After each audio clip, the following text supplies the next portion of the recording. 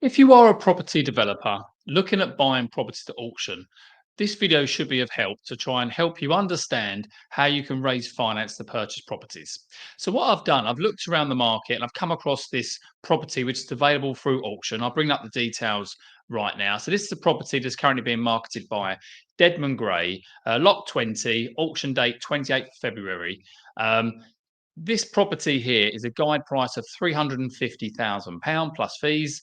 And it's interesting because, say, currently it's a two-bedroom detached bungalow with planning permission to convert into a four-bedroom property. And so we just sort of go through other pictures here as well. You can see the next door has already done a bit of a loft conversion there already. But how do you finance to buy a property through auction such as this? So when it comes to traditional auctions, if you were to win the bid, generally have to complete within 28 days. So therefore, if you need to raise finance, that's where bridging finance could really come in handy to help you raise the money you need. Now, here's an example I'm going to walk through. Um, so the guide price is 350, and let's just assume you need to raise as max you possibly can on this purchase alone. So in this example here, you'd need a deposit of 112,750, which is roughly 32% of the property value, and therefore the lender would release to you day one £237,250. Now, there are lender fees here as well, which is £5,250, which is added into the loan. You've then got the lender legal fees as well of £900 added into the loan. And the example rate I've got here is a rate of 0.79% per month. And say no monthly payments, as the monthly payments are rolled into the loan. So I see this quite common with bridging finance. The actual debt you borrow initially increases over time because the monthly payments, monthly interest is being added into the loan.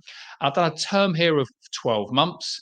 So if you was to buy the property, keep the finance for the full 12 months, and then look to redeem it, obviously on the 12-month period, I would estimate the redemption figure would be around 267,750. Now, even though we've got a 12-month term here, a lot of bridging loan products that we provide here, you can redeem these early without any redemption fee. So let's just say, for example, you were going to pay this loan off after 8 months. You would therefore only be charged 8 months worth of interest, and the redemption figure would therefore be less. Now, there are other fees payable. So you've got a valuation fee, it's payable up front. You've got your own legal fees. You've got application, any broker fees as well, possibly. And you've got auctioneer fees as well. Now, obviously, this is an example quotation here. Obviously, anything is subject to your own personal circumstances as well. The key with bridging finance as well is make sure you have an exit plan. How are you going to pay off this finance? So this is where people would typically maybe sell the property, clear the debt that way, or they may refinance onto like a buy to let mortgage as well. But say, hopefully this has been of help. If you do want to see more details about that property specifically, I'll put a link to the auctioneer website below, and I'll put a link to our own company as well if you want further information on bridging finance. Thank you.